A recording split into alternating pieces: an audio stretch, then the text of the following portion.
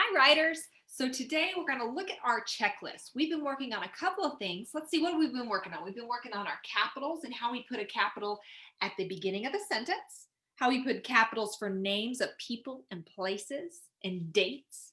So we're also going to be talking about spacing.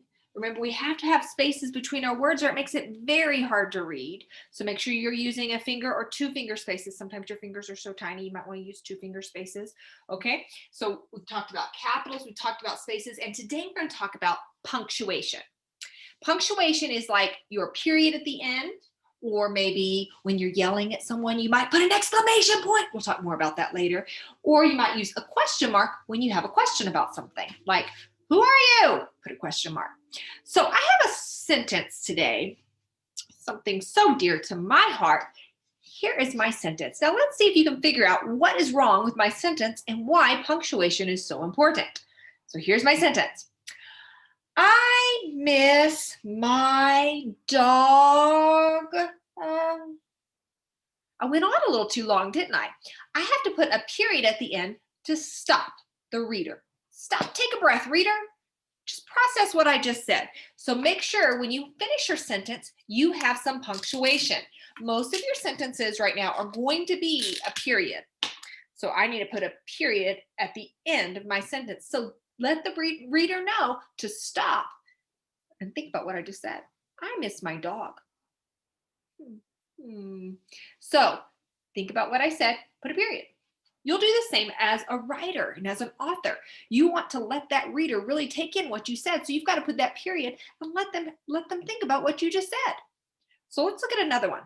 Hold on. Okay, here's my next sentence. See another reason why punctuation is so important. Let me read you what I wrote. I see a cat outside, it is black.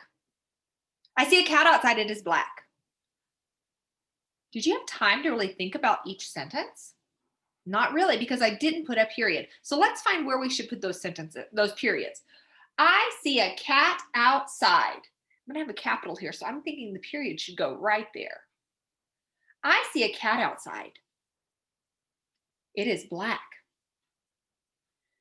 I think that's where I need those periods, right? Did you see how the reader pauses in between the sentences? When they see a period, they have a minute to really think about what you wrote and then go to the next sentence. I see a cat outside. It is black. Makes it a lot better. Now, also when we're talking about putting periods at the end of the sentences, a lot of kids do this. Are you ready to see what they do? And I yell at them for it, so don't make me yell at you about it. What is that? Don't put a big black blob there. It makes me think, oh, she made a mistake. There's a mistake there, which is okay to make mistakes, but it stops my brain from thinking about what you just said. I'm thinking about that mistake. What did you just do? So whenever you're writing your period, oh, let me erase it with my finger. Now my finger's all black. I'm going to put just a dot. Okay. So today in writing, I want you to write. You can write whatever you want. Whatever you want to write about. It could be about, I love reading about your animals. I love reading about your grandpas. So whatever you want to write about, but be sure you put your periods after each sentence you write, okay? Because it's important. Go through the checklist. Do you have a capital at the beginning of your sentence? Do you have spaces? Do you have punctuation? And I also want to say, when you share your story, if it's kind of hard to read, or you might want to record yourself reading it so I can be sure to understand what you're saying, okay? All right, I can't wait to hear about your writing and read it. Go after it, writers.